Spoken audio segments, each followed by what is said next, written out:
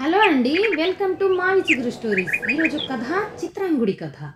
ఈ కథ మొదలుపెట్టే ముందు ఈ ఛానల్ని కొత్తగా చూసేవారు, ఇంతవరకు సబ్స్క్రైబ్ చేయని వారు తప్పకుండా సబ్స్క్రైబ్ చేసి సపోర్ట్ చేయండి.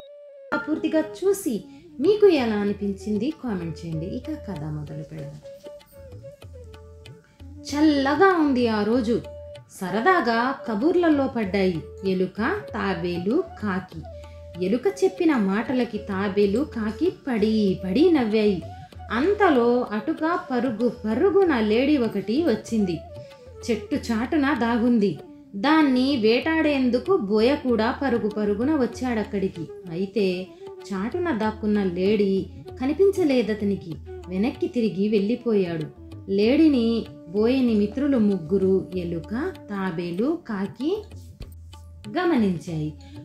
పరుగున వచ్చిన లేడిని చూసి అవి కూడా చాటికి తప్పుకున్నాయి. ఏదో ప్రమాదం పొంచి ఉంది అనుకున్నాయి. అనుకున్నట్టుగానే బోయ రావటాన్ని చూశాయవి.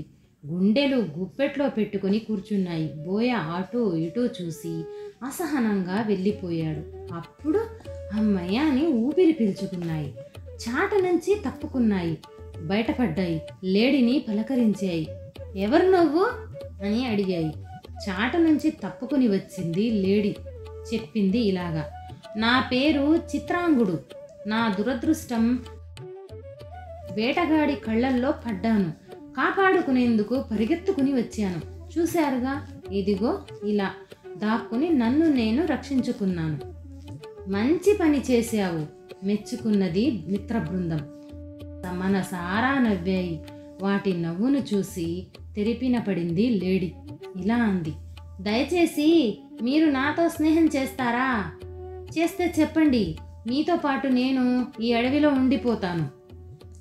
హిరణ్యకుడు, మంథరుడు, లఘుపతనకుడు ఏమంటావు అన్నట్టుగా ముఖాల్లో ఒకరు చూసుకున్నాయి. తర్వాత ఒకరికొకరు సైగలు చేసుకున్నాయి.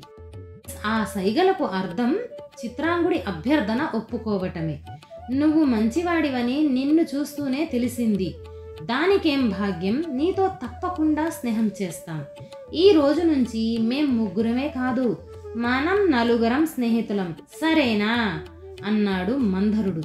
సరేనని ఆనందించాడు చిత్రాంగుడు. ఇక రోజులు గడుస్తున్నాయి. ఒకరోజు మేతకు వెళ్ళిన చిత్రాంగుడు తిరిగి రాలేదు. ఆ సమయానికి తిరిగి వచ్చేయాలి కదా, రాలేదంటే మిత్రం బృందం అనుమానించింది. కొంపదీసి ఏదేని ప్రమాదంలో చిక్కుకున్నాడా? భయపడ్డాడు మందరుడు.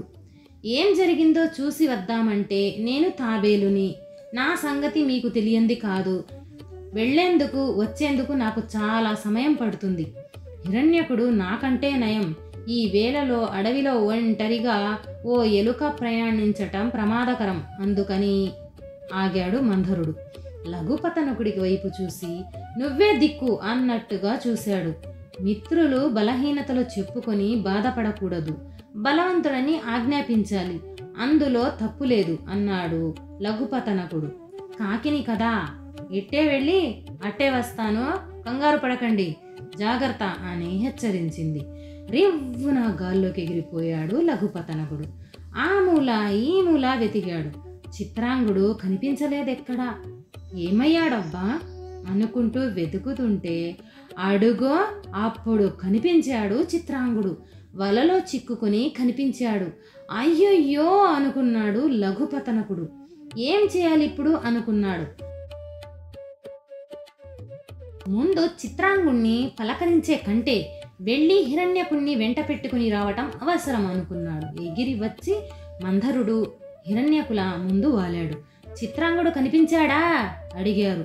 కనిపించాడు, అడవిలో వలలో చిక్కుకున్నాడు చెప్పాడు లఘుపతనకుడు. పద అంటూ హిరణ్యకుని వీపు మీద ఎక్కించుకొని మళ్ళీ ఆకాశంలో ఎగిరాడు.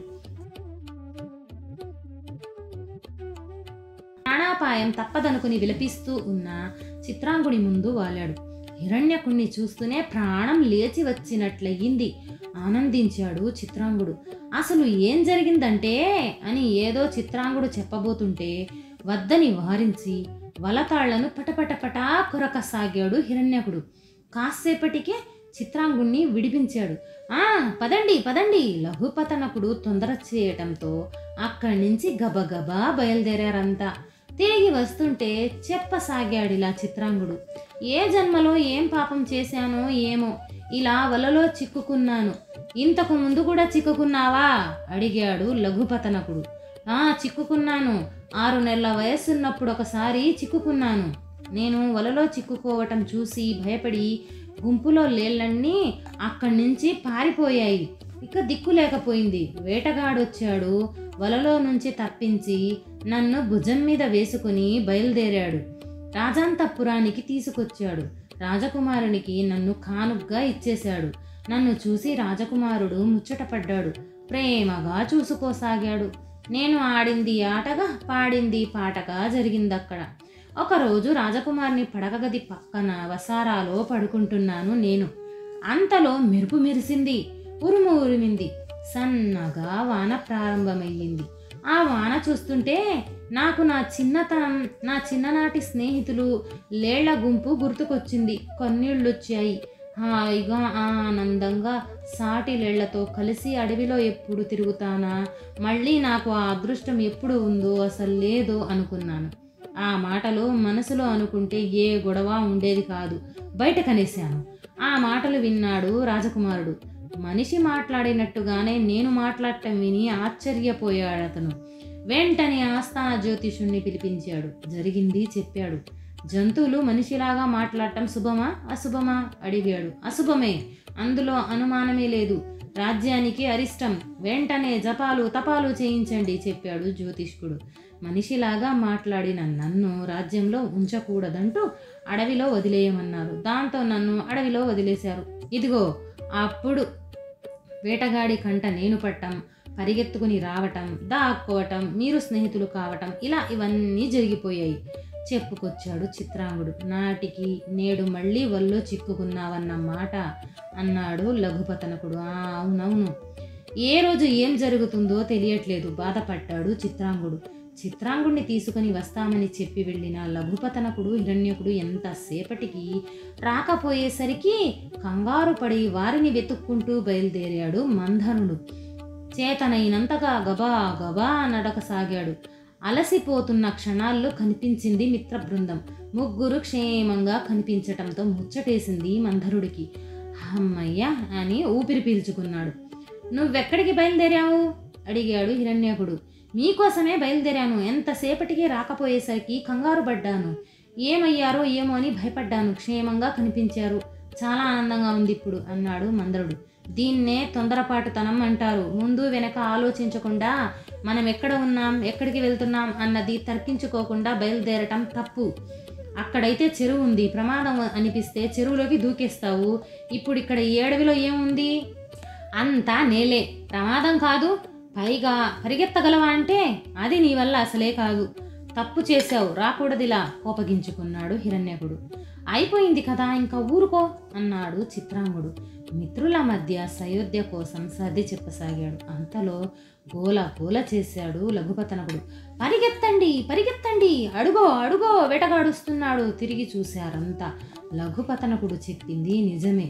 చిత్రాంగుణ్ణి వలలో బంధించిన వేటగాడే తమని వెతుక్కుంటూ పెద్ద పెద్ద అంగలతో వస్తున్నాడు. లేడీ పరిగెత్తి పారిపోయింది. ఎలుక దగ్గరలోని కలుగుని చూసి అందులో దూరిపోయింది. పాపం తాబేలే అటు పరిగెత్తలేక ఇటు ఎందులోనూ దూరలేక దిక్కులు చూడసాగింది. వేటగాడు వచ్చేశాడు, దగ్గరగా వచ్చేశాడు. ఏ జంతువు కనిపించలేదతనికి, తాబేలే కనిపించింది. ఇక అందుకున్నాడు దాన్ని. ఇదైనా దొరికింది అనుకున్నాడు.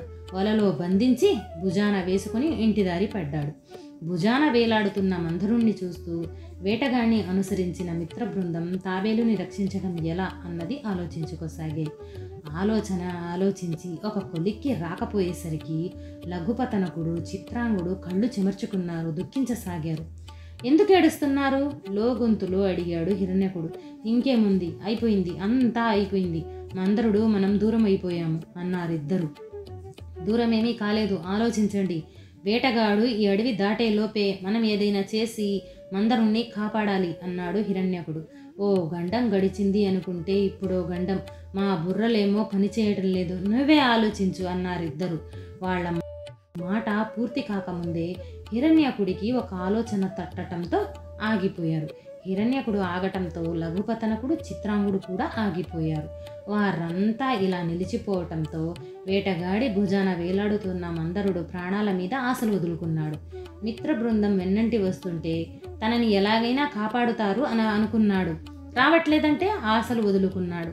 ఇక ఒక ఉపాయం తట్టింది. చెప్పాడు హిరణ్యకుడు. తొందరగా చెప్పు. వేటగాడికి కనిపించకుండా మన చిత్రాంగుడు ముందు చెరువుగట్టుకు చేరుకుని కళ్ళు తేలవేసి కాళ్ళు చాచి చచ్చినట్లు పడి ఉండాలి. అంటే చచ్చినట్లు నటించాలి. అప్పుడు నువ్వు లఘుపతనక, నీ సంగతే చెబుతున్నాను, నువ్వు వెళ్ళి చిత్రాంగుడు కళ్ళు పొడుస్తున్నట్లుగా నటించాలి. ఆ దృశ్యాన్ని వేటగాడు చూస్తే చిత్రాంగుడు చనిపోయాడు అనుకుని, అందుకే నువ్వు కళ్ళు పొడుస్తున్నావు అనుకుంటూ లేడీ కోసం పరిగెత్తుకుని వస్తాడు. లేడీని అందుకోవాలి అంటే, దాన్ని తీసుకుని వెళ్ళాలంటే భుజం మీద తాబేలును కిందకి దించాలి. మందరుణ్ణి దించుతాడప్పుడు. వేటగాడు దించటమే ఆలస్యము. నేను వలతాళ్లను గబగబా కొరికేసి మందరుణ్ణి విడిపిస్తాను. విడిపించగానే మందరుడు చెరువులోకి దూకేస్తాడు. నేనేమో కలుగులోకి దూరేస్తాను. మిమ్మల్ని ఓ కంట కనిపెట్టిన లఘుపతనకుడు అరుస్తూ చిత్రాంగుడు మీద నుంచి ఎగిరిపోతాడు. ఆ అరుపే హెచ్చరికగా చిత్రాంగుడు లేచి పరుగందుకుంటాడు. ఎలా ఉంది ఆలోచన అడిగాడు హిరణ్యకుడు. అద్భుతం అద్భుతం అన్నారు మిత్రులు. హిరణ్యకుని ఆలోచన తూచా తప్పకుండా అందరూ పాటించారు. మందరుడు చెరువులోకి దూకేశాడు. హిరణ్యకుడేమో కలుగులోకి దూరేశాడు. చిత్రాంగుడు చెంగున పరిగెత్తి పారిపోయాడు. లఘుపతనకుడు ఎగిరిపోయాడు. జరిగిన దానికి వేటగాడు ఆశ్చర్యపోయాడు. చిరిగిన వలలో చేతులుంచి బోరుమన్నాడు. కనీసం తాబేలు కూడా మిగల్లేదే అని తల పట్టుకున్నాడు. ఈ కథ నచ్చితే లైక్, షేర్ చేసి తప్పకుండా సబ్స్క్రైబ్ చేయండి.